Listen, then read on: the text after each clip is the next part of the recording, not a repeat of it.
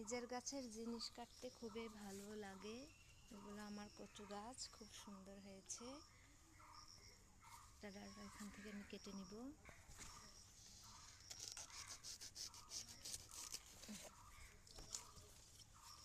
Data আমি এখানে সুন্দরভাবে কেটে নিই। কচু ডাটাগুলো কেটে নিয়ে আসলাম। এগুলোকে এখন আমি এখানে দিয়ে বসিয়ে দিয়েছি মুরগির মাংস। কচুর ডাটাগুলো আমি মুরগির মাংসের সাথে দিব। মাত্র 2টা ডাটা কাটার পরে কতগুলো হয়েছে।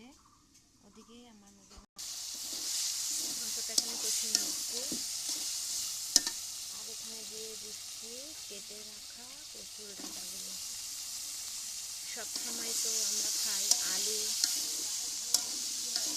দিয়ে, একটু কচুর ডাটা দিয়ে রান্না করতেছি।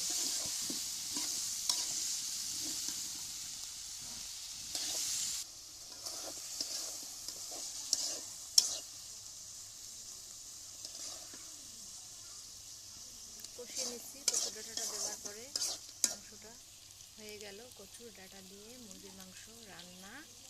এখন আমি মুরগির মাংসটাকে নামিয়ে নেব। কত সুন্দর একটা কালার এসেছে।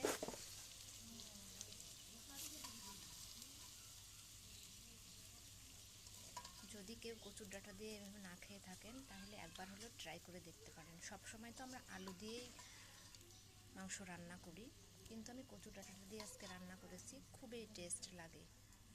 এটা যে কোনো কচু না, এটা হচ্ছে চম্পক কচু।